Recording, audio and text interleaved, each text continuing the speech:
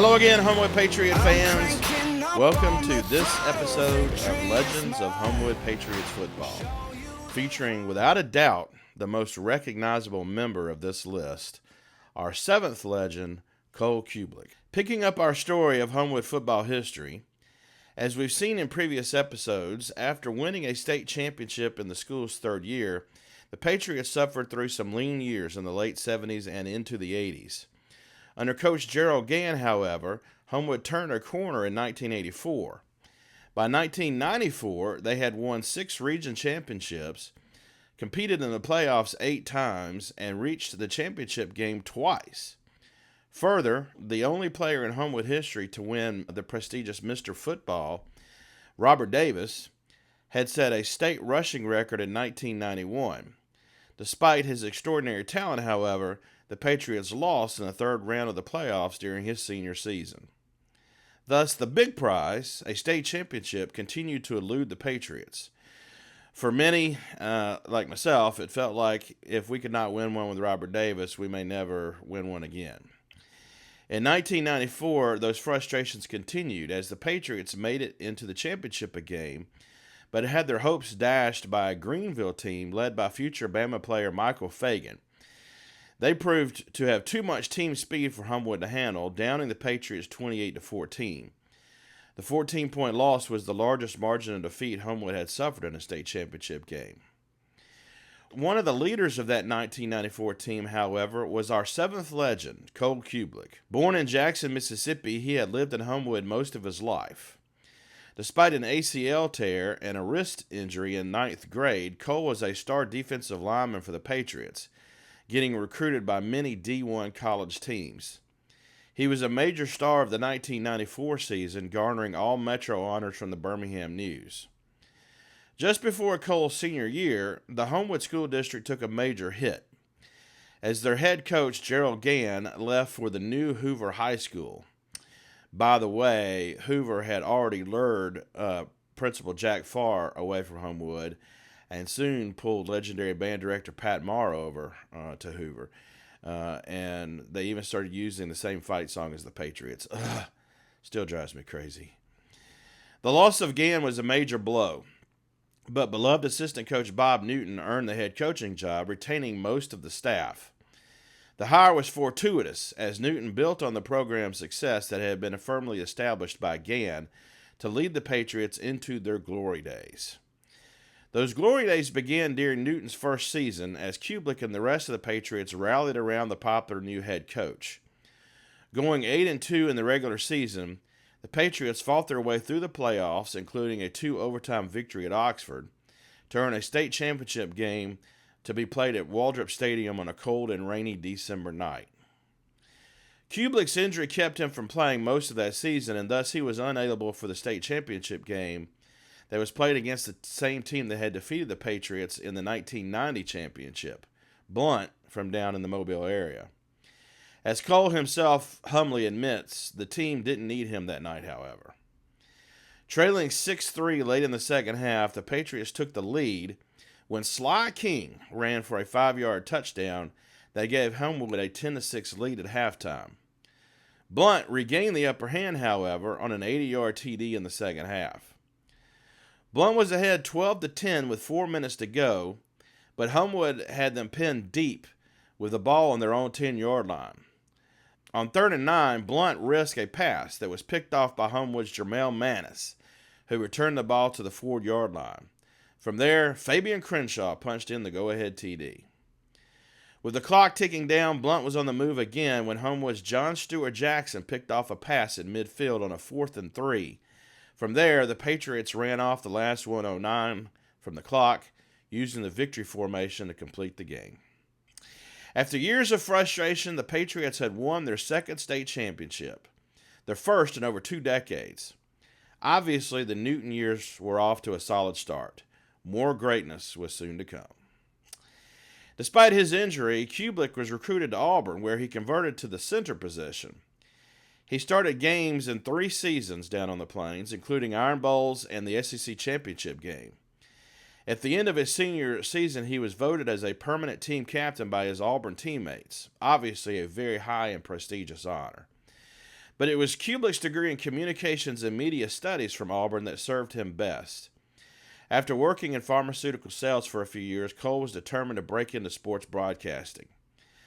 Just as he had overcome injuries and emotional obstacles while at Homewood, Cubelic persevered in chasing his dream despite setbacks and difficulties, working his way up from local radio in Huntsville to now having what he considers to be 2 dream jobs.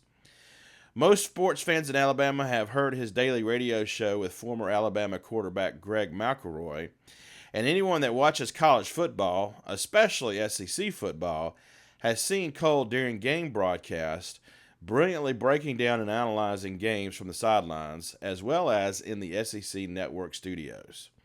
A staple on TVs across the country during the fall, you can even see him now in the spring covering the new UFL. A family man, Cubelic was determined to raise his children in the hometown he loved so much. After spending a pleasant afternoon in town with the children, Cole's wife Catherine also fell under the city spell, quickly agreeing to move the family to Homewood, where they live today.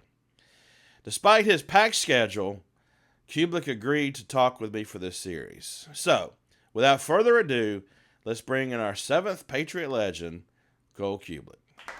Cole Cubelic, I'm very honored to have you on this humble little series of videos. Thank you for taking the time to do this.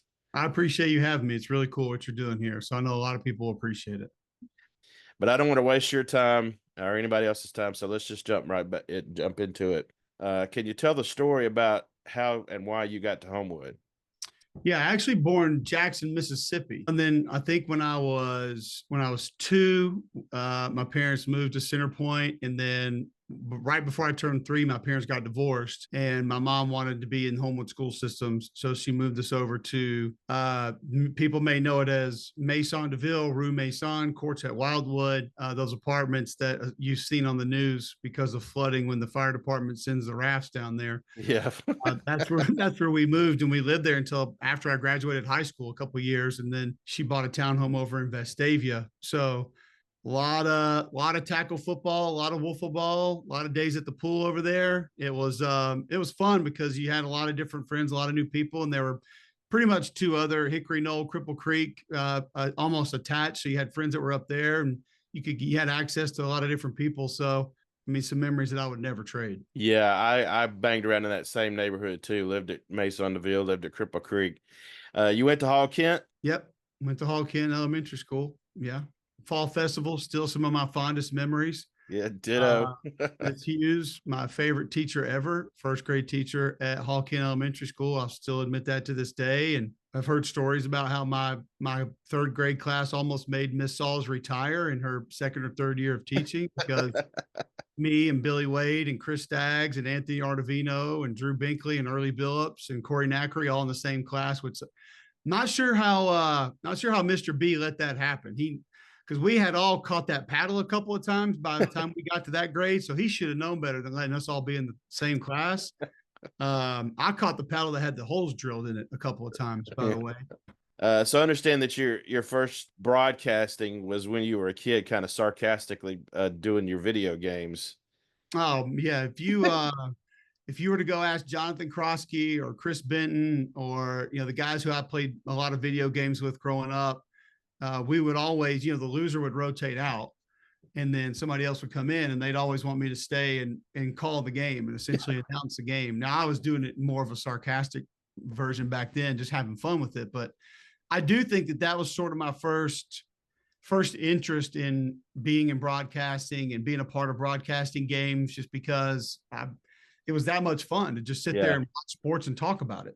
Playing sports aside, what was one of the things you loved most about growing up in Homewood? Probably just the community. And I didn't realize it then, that there were kids whose parents made a lot more money than mine, whose families were in a lot better situations than mine. I can remember going over to Brent Stave's house on Cliff Place. His parents still live there. They're right down the road from me now. I mean, they took me in like I was one of their own and spend the night over there or taking me to games. But some of the other parents, like the Warrens, Mike Warren's parents, John Stewart Jackson was a good friend of mine. His parents always treated me like I was one of their own. we were all just kids that wanted to hang out, play sports together, have a good time, somehow try to figure out a way to graduate high school. And, that's just what it was. So I think that community aspect. Right. When did you first start playing organized football? Football, not until middle school. Did you play both ways, offense and defense? A little bit. I was mainly just defense, though. Yeah, that's what I thought. But was going to play tight end my senior year, and then injury, of course, kept that from happening. I've heard a story that there was a play that you guys practiced in which you threw the ball. Yeah, Chris Staggs will love hearing this because it was going to be his touchdown reception, and it was there. It was open, and it was the tight end reverse pass, I think is what we called it. I don't think we had like a cute name for it or anything. And I didn't play tight end. I didn't come in the game. So they were going to kind of put me in as an extra blocker.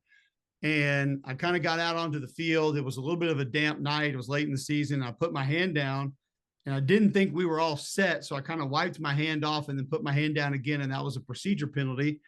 And it was just going to be Michael Whitten he like faked a little dive to Rob Lampkin and then pitched it back to me. I came around, threw it deep to Chris Staggs. And I mean, every time we ran it in practice early on, it was a touchdown. Now, as the season went on, everybody on scout team knew what it was. So it didn't work then, but it was I remember Chris Staggs coming over to me afterwards and he's like, it was wide open. He's like, we had it. It was a touchdown.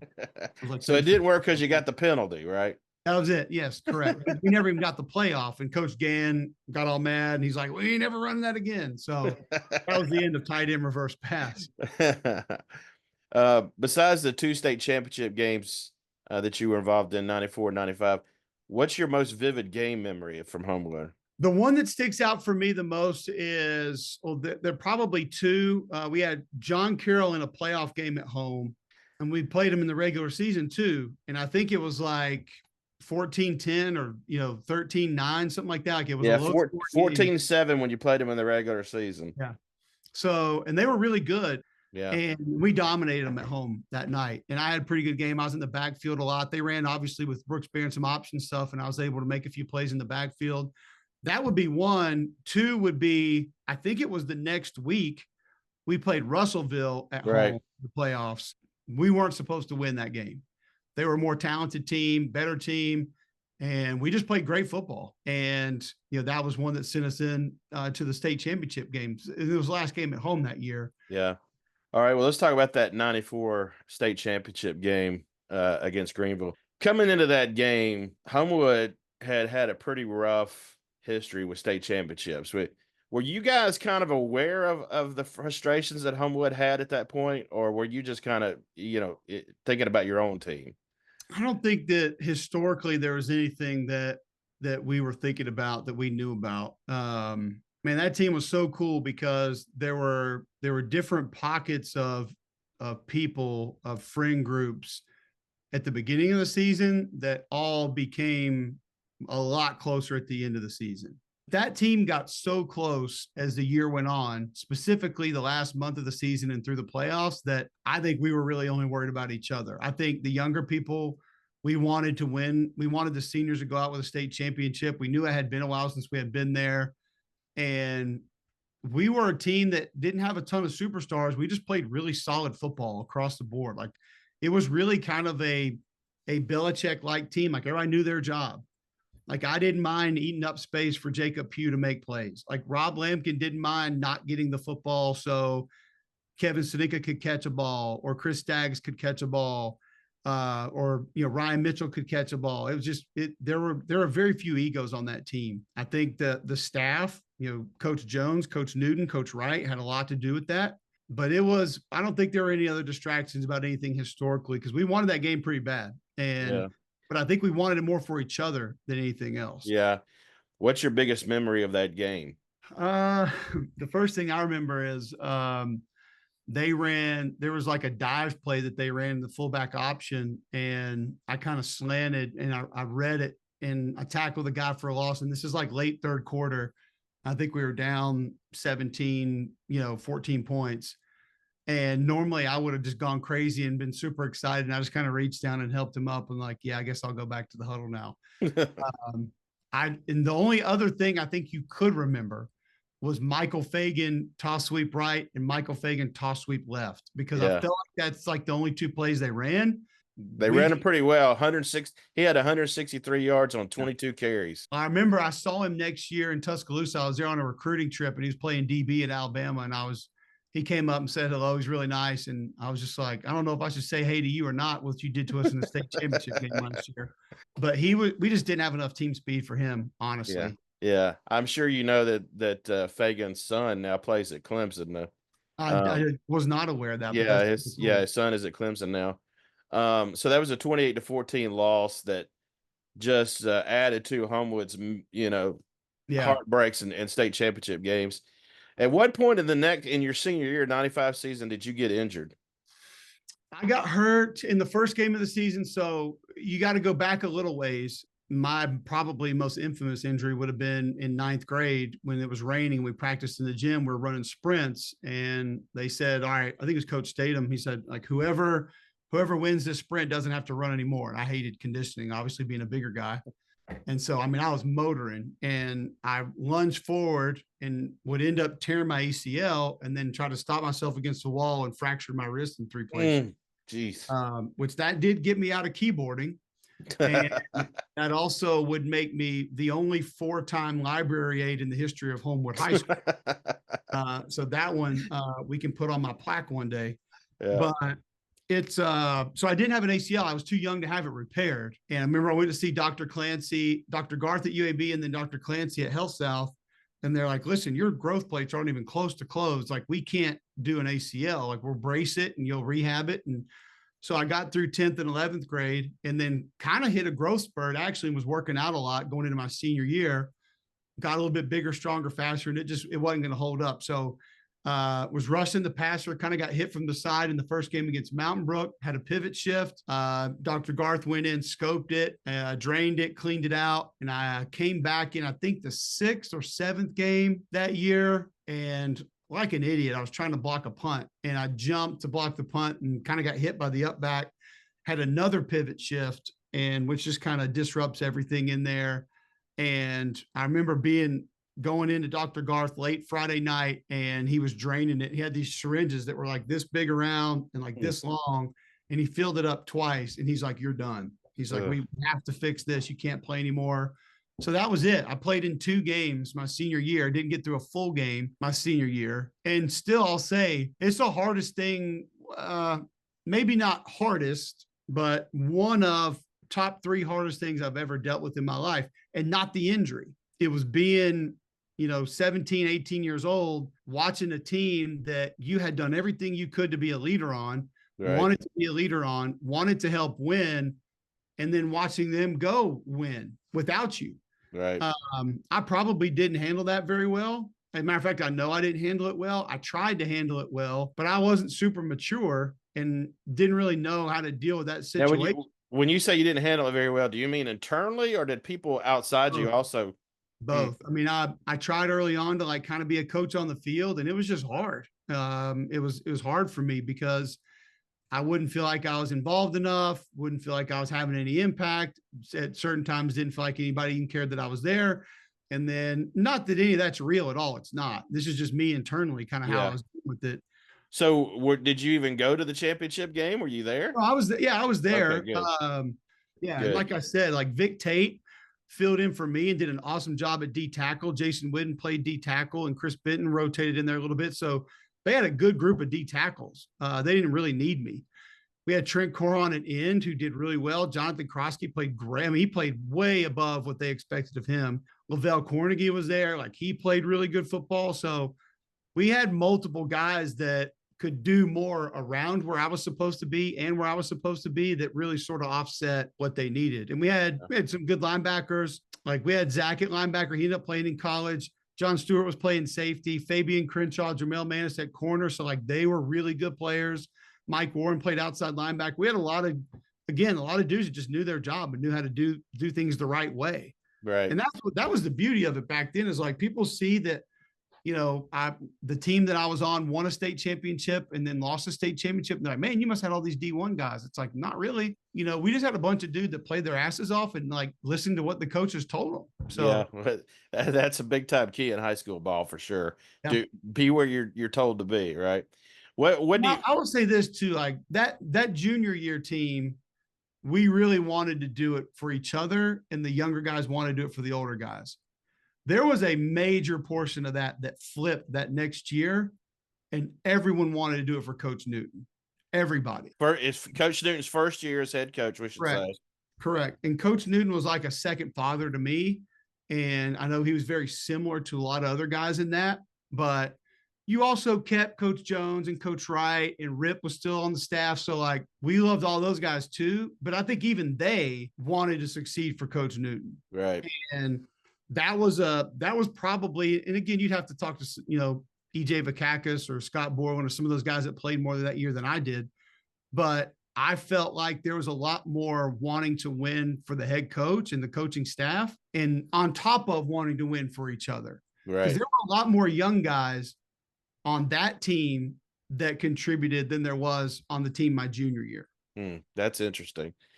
What do you remember about the games specifically? What kind of stands out in your mind? DeMarco McNeil playing D-line for Blunt. I think we had issues with him. Thankfully, it was rainy and cold because they had a really good quarterback and they threw the ball down the field a lot. They had DeAndre Green. So DeMarco played at Auburn. DeAndre Green ended up playing at Auburn. They had multiple D1 guys. I remember Brian Blazek at quarterback. He probably ran like a 5'9", 40, maybe 6'2". But I mean, he had a cannon, played quarterback at Southern Miss. Like he could sling the football.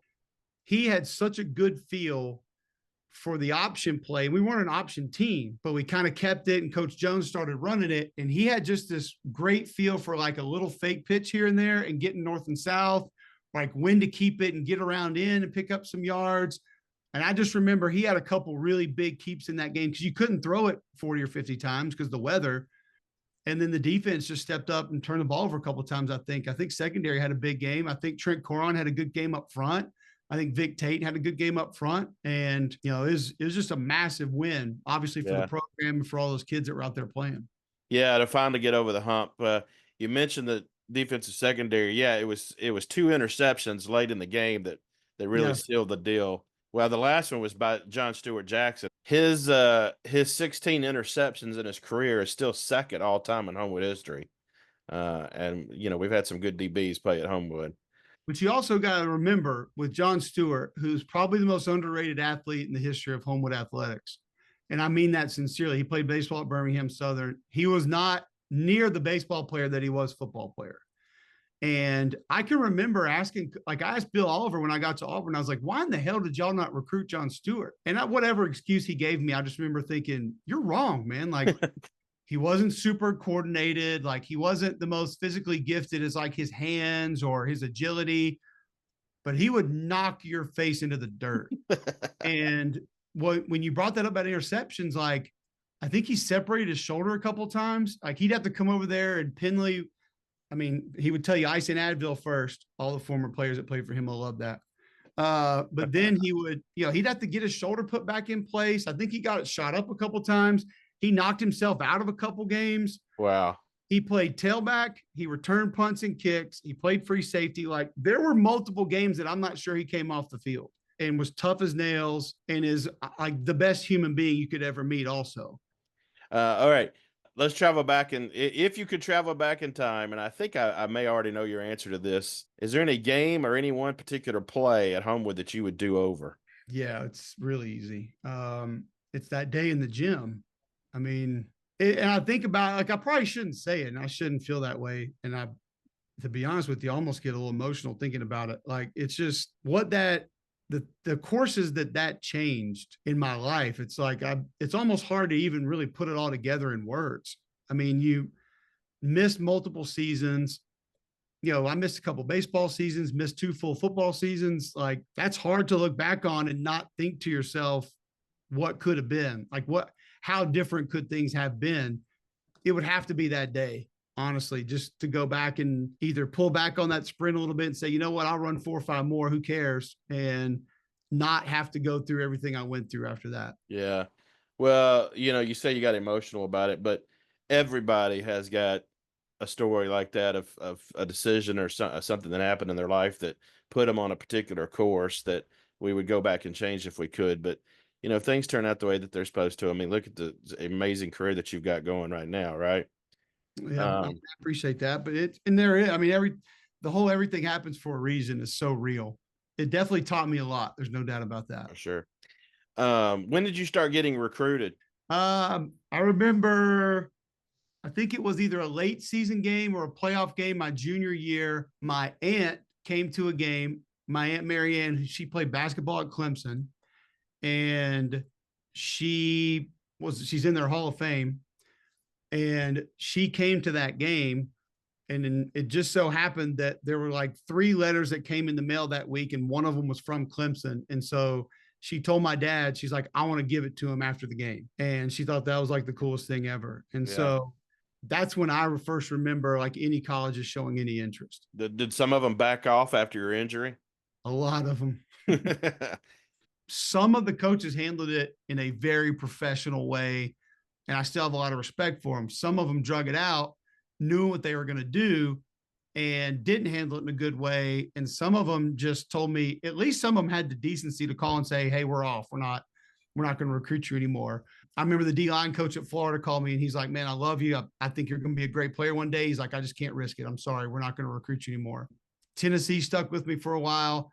Alabama stuck with me for a while. Auburn obviously stuck with me. And then it was really like UAB and Jacksonville State after that. But I mean, I was planning to visit to Notre Dame. I was going to visit Miami. I loved Tennessee. I loved Alabama. I loved Auburn.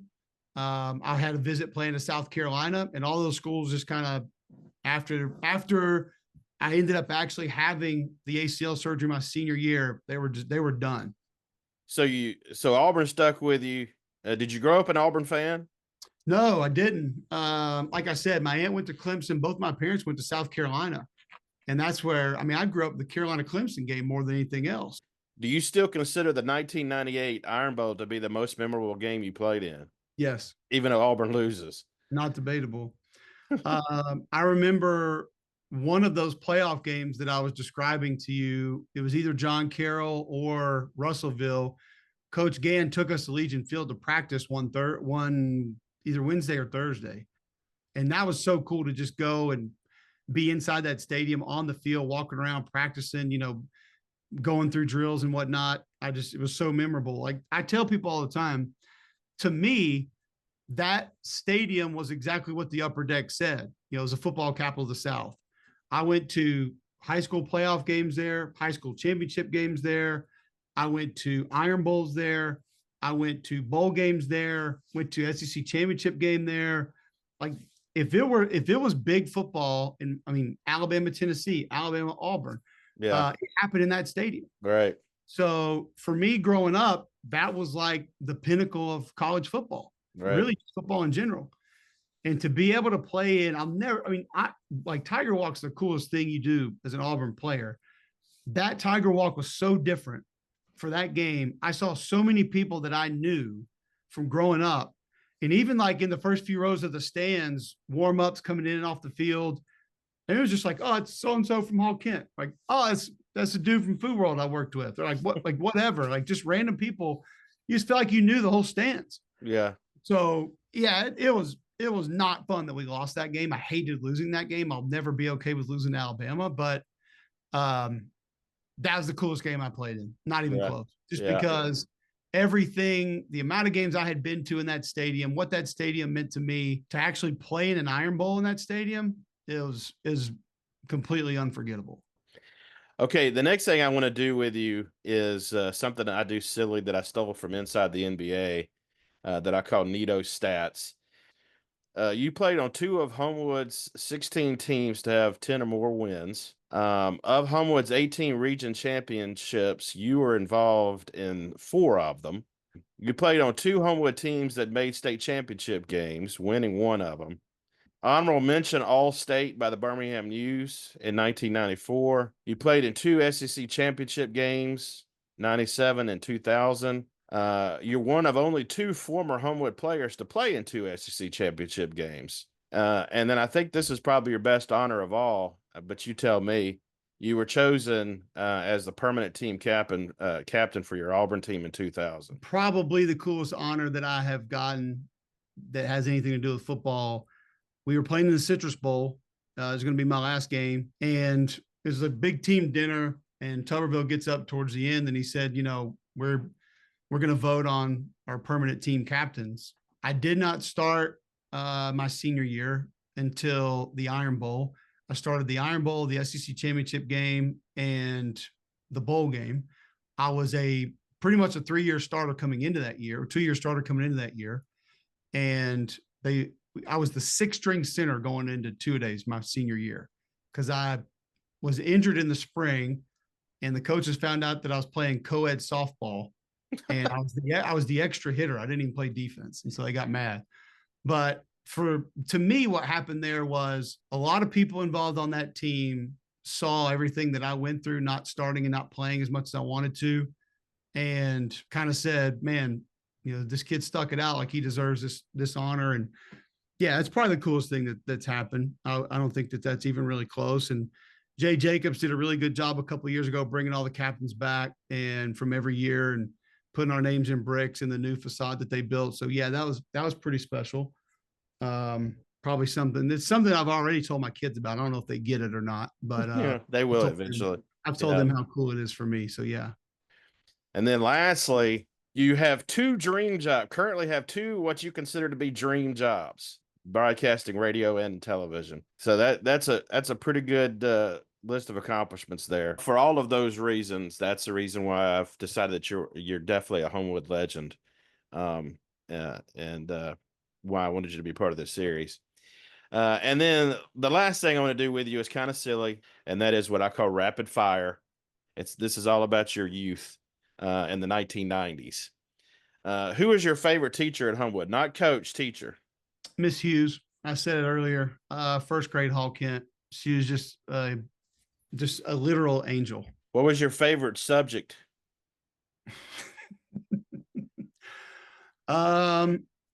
Psychology my senior year. Now, this was massive for me for multiple reasons, because the NCAA would they allowed that as an accredited course instead of a math. So I did not have to take math my senior year because I took psychology, and Miss Feinberg taught it, and she was awesome. And it actually ended up being a really interesting class. And I feel like I actually learned a lot.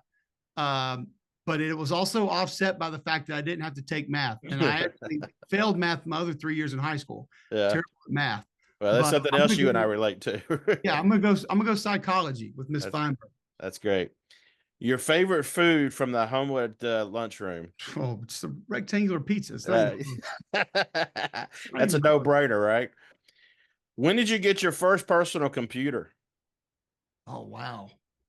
That counts like desktop? Yeah. We had one that I think my mom's brother gave to us my junior year in high school. I don't really know what it did. I couldn't do anything on it. So probably technically sophomore, junior year in college. Yeah. So you started connected to AOL at that point. Yep. Chris Benton, who lived at Cripple Creek, who's a good friend of mine still. He's an official. He could do all of that, like the whatever it was you got on.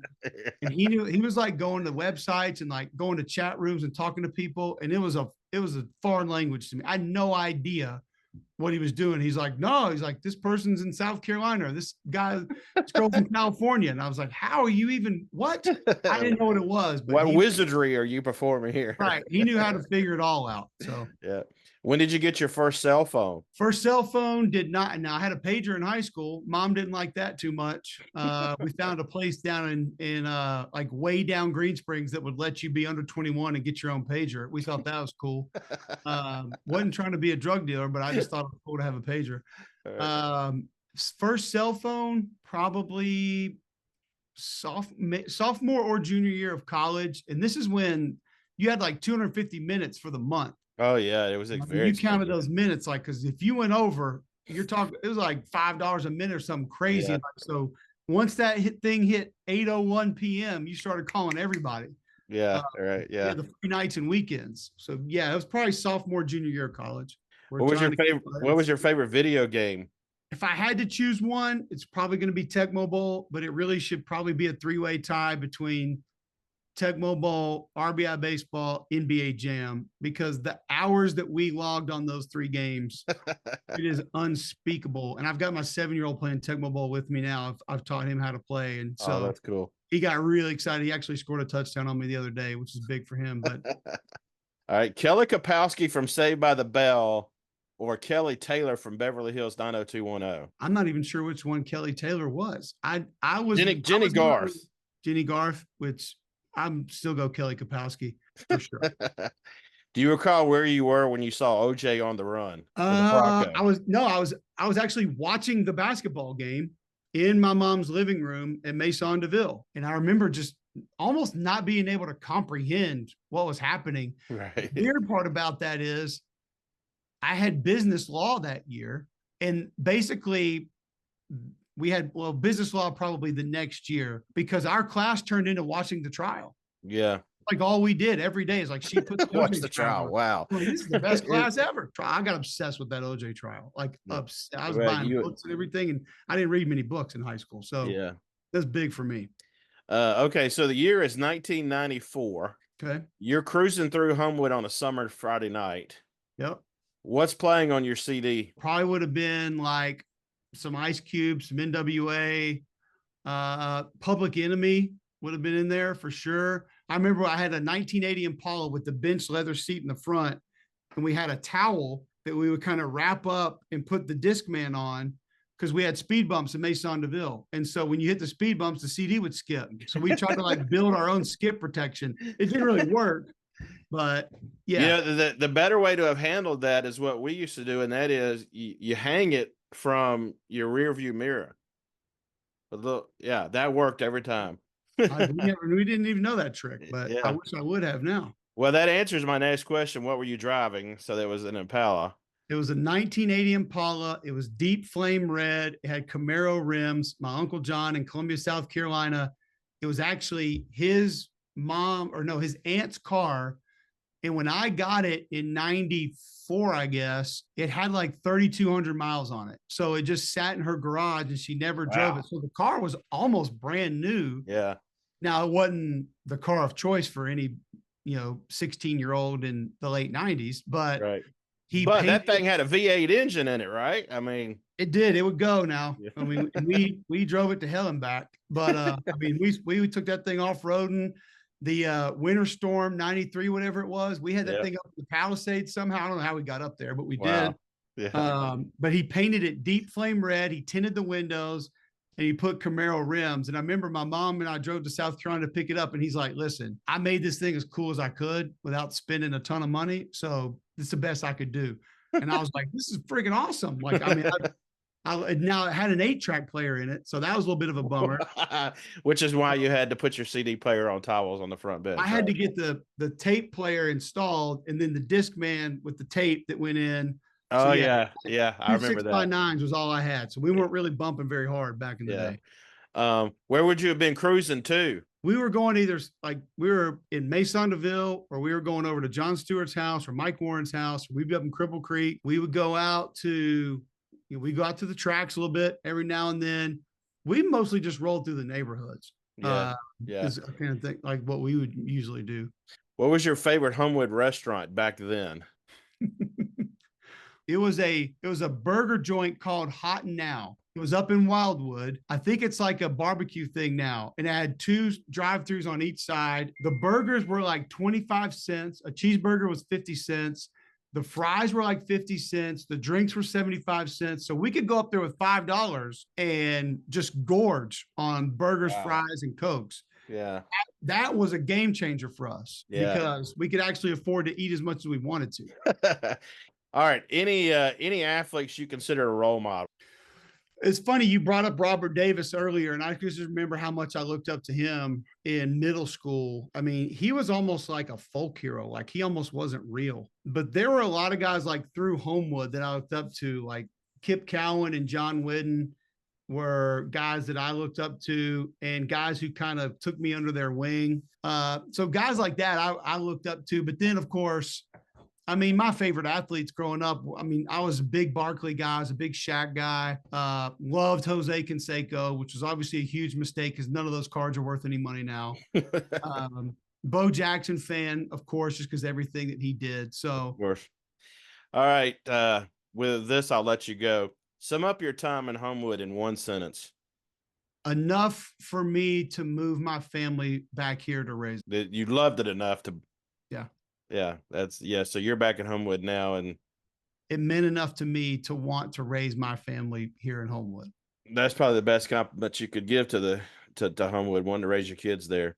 Yep. All right, Cole, I appreciate it. Now that this is over with, I probably need to go add one more neato stat to your list, and that is only got to be a 4-year library assistant. I think that's still holding true. I don't know. You have to ask Miss Potts or Miss Wells, but I know for a long time I was the only 4-year library aide in the history of Homewood High School. I know I was the first, so they can never take that away from me, ever. All right. Thank you so much. It was a pleasure to meet you, and hopefully I'll see you at some Homewood games. I look forward to it, and I appreciate you having me on. Thanks for doing this for Homewood football as well. It's really cool. Thank you.